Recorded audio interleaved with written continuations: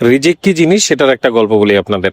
আজকে সকালবেলা আমার এক কলিগের সাথে গল্প করতেছিলাম যে একটু ওয়েদার লাগতেছে, এরকম একটা খিচুড়ির একটা পরিবেশ হয়ে গেছে, ঘরোয়ার খিচুড়ির। তো এই কথা বলতে বলতে তার 2 ঘন্টা পরে আমার আর এক কলিগ, মানে আমার এক সিনিয়র, সে দেখলাম কি খিচুড়ির বন্দোবস্ত করছে, তবে সেটা রিজিক রেস্টুরেন্টের। কিন্তু ঘটনাক্রমে সে রিজিক রেস্টুরেন্টে খিচুড়ি না পেয়ে ঠিকই আমাদের যিনি পিয়ন ছিলেন উনি গিয়ে ঘরোয়া থেকে খিচুড়ি নিয়ে আসছেন। তাহলে চিন্তা করে দেখেন, সকালবেলায় বলছি এক কলিগের ঘরোয়ার খিচুড়ির কথা, সেটা রিজিক রেস্টুরেন্ট ঘুরে ফিরে সেই ঘরোয়ার খিচুড়ি আমার সামনে চলে আসছে। চমৎকার বিষয়। এখন আসেন ভাই খাবারের কথায়। ওই সেই ঘরোয়ার খিচুড়ি তো চলে আসছে, মতিঝিলের সেই বিখ্যাত ঘরোয়ার খিচুড়ি আমার কাছে আগাগোড়াই ভালো লাগে, সবসময় ভালো লাগে। তবে একটা জিনিস মাথায় রাখতে হবে যে এটা খুবই মশলাদায়ক এবং বেশ তৈলাক্ত একটা খিচুড়ি, এটা সবসময় মাথায় রেখে দিতে হবে। তাছাড়া এদের মাংস টাংস নিয়ে মাঝে মাঝে কমপ্লেন তো আসে যে একটু শক্ত শক্ত থাকে বা ইত্যাদি ইত্যাদি।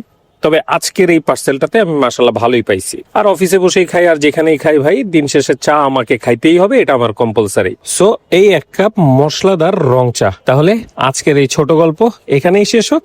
ভালো থাকবেন, আল্লাহ হাফেজ। আর পেজটা অবশ্যই ফলো করে দিয়েন।